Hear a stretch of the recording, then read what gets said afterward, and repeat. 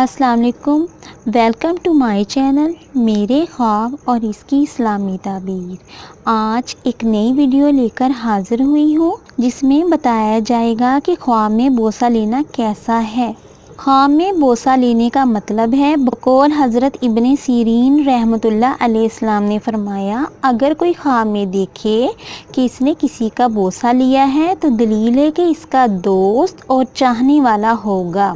اگر وہ انسان نامعلوم ہے تو دلیل ہے کہ نا امید جگہ سے فائدہ پائے گا، اور اگر معلوم انسان کا بوسہ لیا ہے تو اسے خیر و منافع حاصل کرے گا۔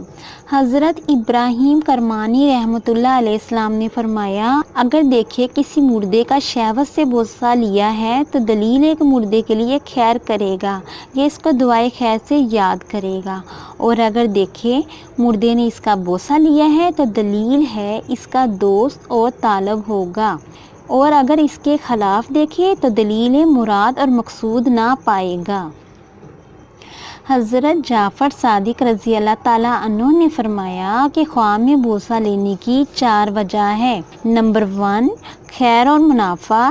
نمبر 2، حاجت روائی۔ نمبر 3، دشمن پہ فتح پانا۔ نمبر 4، اچھی بات سننا۔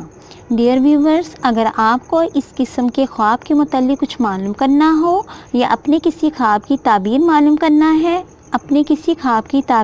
کرنا چاہتے ہیں تو نیچے کمنٹس میں پوچھ سکتے ہیں، اور اگر آپ کو یہ ویڈیو پسند آئی ہے تو اس ویڈیو کو لائک کریں، شیئر کریں، سبسکرائب کریں۔ Thanks for watching video. اللہ حافظ۔